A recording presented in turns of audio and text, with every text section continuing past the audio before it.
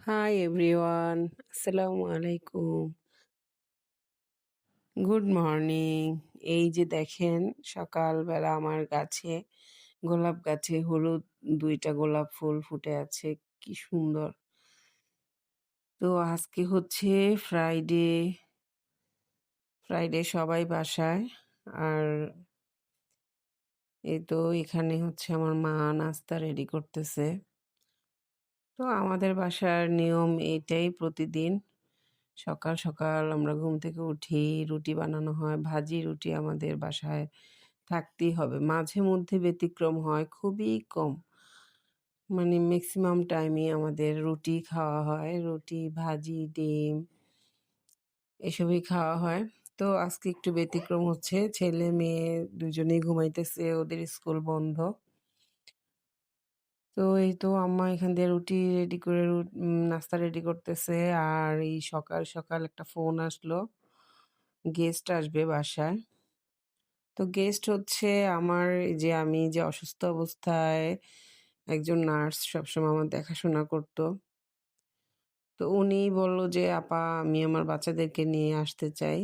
তো আমি বললাম যে, "ওকে, আসেন তাহলে একসাথে নাস্তা করব।" তো এই তো আসলো উনারা। তো একসাথে বসে নাস্তা করলাম। সবাই মিলে একসাথে নাস্তা করলাম। তো বাসায় মেহমান আসলে আসলে খুবই ভালো লাগে। মেহমান আসলে সবাই অনেক মজা করে। প্লাস ভালো-মন্দ রান্না হয়, খাওয়া যায়। খুব ভাল লাগে। তো ওনারা আসলো এই যে এখান দিয়ে হচ্ছে আপা এই যে গাজর করে নিতেছে, কুচা করে নিতেছে। আমার ছেলের গাজরের হালুয়া খুব পছন্দ।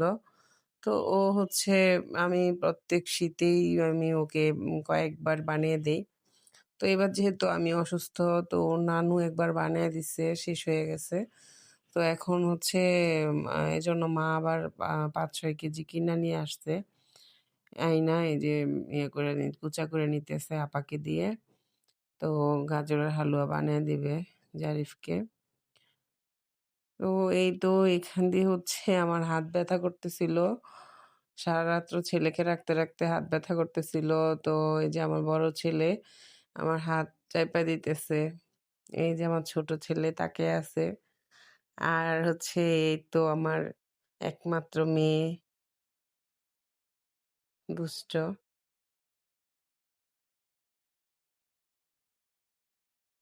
মাশাআল্লাহ আমার ছেলে আমাকে হাত চাইপা দিতেছে।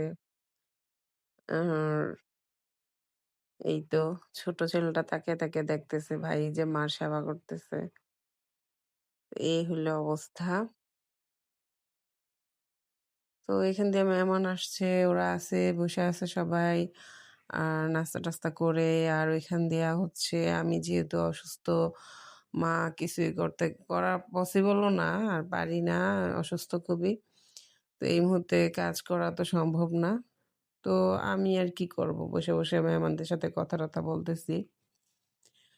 আর এই তো এখান দিয়ে আমার মা রান্না-টান্না রেডি করতেছে সবকিছু।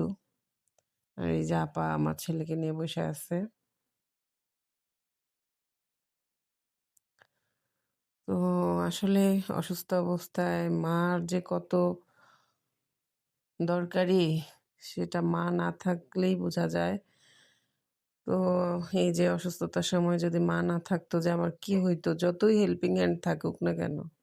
মায়ের মতো কেউই না।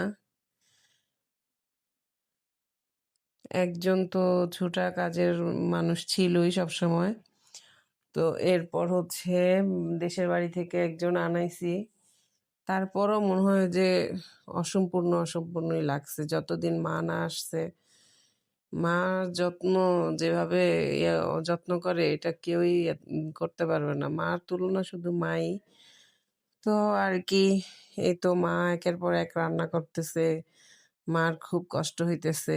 একা, একা সবকিছু করতেছে। খুব খারাপ লাগে আমার যে আমার বাসায় এসে মা রান্না করতেছে। খুব খারাপ লাগে। কারণ হচ্ছে হেল্পিং হ্যান্ড আছে কিন্তু ওদের হাতের রান্না আমি খাইতে পারি না। ভালো লাগে না আসলে। সবার রান্না তো এক না। তো খেতে পারি না এজন্য মাই রান্নাটা করে। ওরাই সব গোছগাছ করে দেয়। ছোটা আপা আছে উনি হচ্ছে রুটি বানায়, কাটাকাটি করে, ঘর মুছে দিয়ে যায়। আর একজন আছে ও হচ্ছে বাসায় সারাক্ষণ থাকে, দেখাশোনা করে। এই হলো আর মা ও সব রেডি কইরা দেয়। মা শুধু রান্নাটা বসায় আরকি। তো যাই হোক, এই তো মা বাচ্চাদের জন্য বিরিয়ানি রান্না করলো, চিকেন বিরিয়ানি। কারণ বাচ্চারা সবাই মানে মাংস ছাড়া কিছুই বুঝে না। ওরা চিকেন হইলে আর কিচ্ছু লাগে না, ওদের কোনো আওয়াজ নাই। আর যেহেতু ফ্রাইডেতে আমি একটু ওদের জন্য স্পেশাল কিছুই করি। আর এখান দিয়ে যে গরুর মাংস হইতেছে, গরুর মাংস বসায় দিছে মা। বাচ্চাদের জন্য বিরিয়ানি রান্না করছে। আর বড়রা যদি ভাত খায় এজন্য এক্সট্রা আলাদা তরকারি-টরকারি রান্না করা হইতেছে। তো এই তো এখানে আবার আম দেশি মুরগি রান্না করা হইতেছে। আর এটা হচ্ছে চিজ, আমার বিড়ালের নাম চিজ। তো এই তো এখানে ওর শরীরটা ভালো না। তো এই তো এখানে বসে আছে এজন্য। তো এই তো আর এখানে হচ্ছে ফুলকপি, আলু, সিম, টমেটো দিয়ে একটা রুই মাছ, বড় রুই মাছ দিয়ে একটা তরকারি রান্না করছে। শীতকালে সবজি না খেলে আমার কাছে ভালো লাগে না। আমি হচ্ছে সবজি লাভার। কে কেমন